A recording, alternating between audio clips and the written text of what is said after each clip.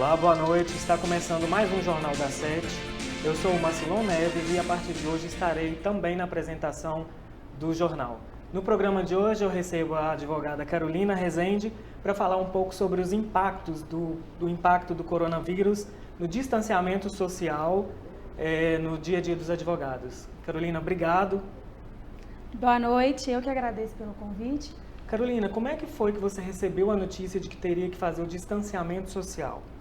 Assim como todos, né, acho que a população em geral, foi um impacto muito grande, foi sem saber o que fazer. Foi uma notícia que pegou todo mundo de surpresa e que nós teríamos que nos reinventar. Como seria daqui para frente, o que fazer, como fazer, para que as coisas também não chegassem em um patamar que deixassem todos meio que alienados com esse distanciamento. E como que isso afetou no trabalho de vocês? Teve alguma negatividade? Assim, com essa pandemia, com esse isolamento, o fórum suspendeu, né, as atividades. Então, teve a suspensão de audiências, houve a suspensão dos prazos processuais. Então, as coisas ficaram um pouco estagnadas. Os processos não tiveram andamento. Nós poderíamos até protocolar ações no PJE, que é o processo eletrônico, mas não teria nenhum andamento processual. Esse processo não teria atos, porque os expedientes foram suspensos. Então, nesse ponto, para a gente foi muito negativo, né? Porque a gente poderia, em tese, trabalhar, mas os atos suspensos não teriam andamento. Então, as coisas ficaram um pouco estagnadas e os processos físicos também, com essa paralisação, nós não poderíamos fazer nenhuma movimentação. E o fórum com as atividades suspensas, tem outros advogados que você conhece que também pensou da mesma forma? Isso alterou no sentido de o fórum, por exemplo, já voltou a funcionar? Não, ainda não. As atividades, né, os atos processuais, as audiências, os prazos em processos físicos, eles ainda estão suspensos, foram prorrogados até o dia 15 de maio. Já os processos eletrônicos, os prazos retomarão no dia 4 de maio, porém os atos presenciais ainda continuarão suspensos.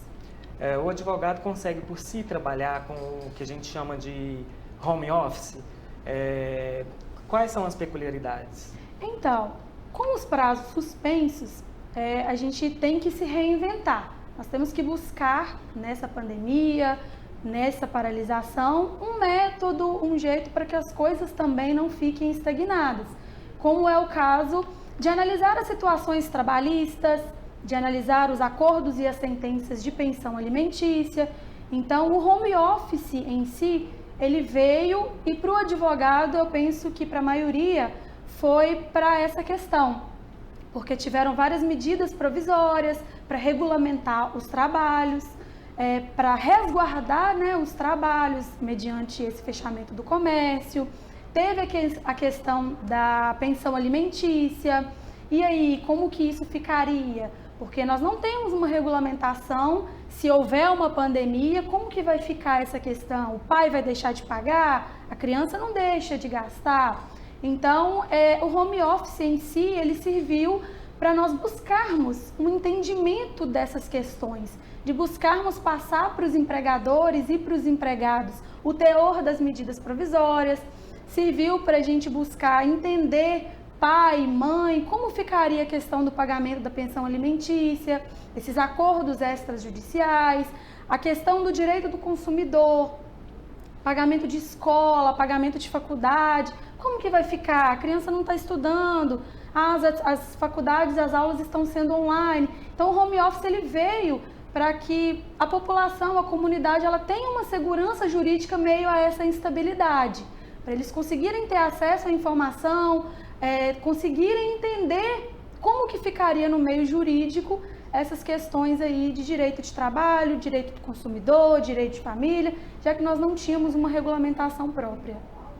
Carolina, a gente vai para um rápido intervalo e no próximo bloco a gente continua falando sobre o impacto do distanciamento social no dia a dia dos profissionais do direito. Não saia daí.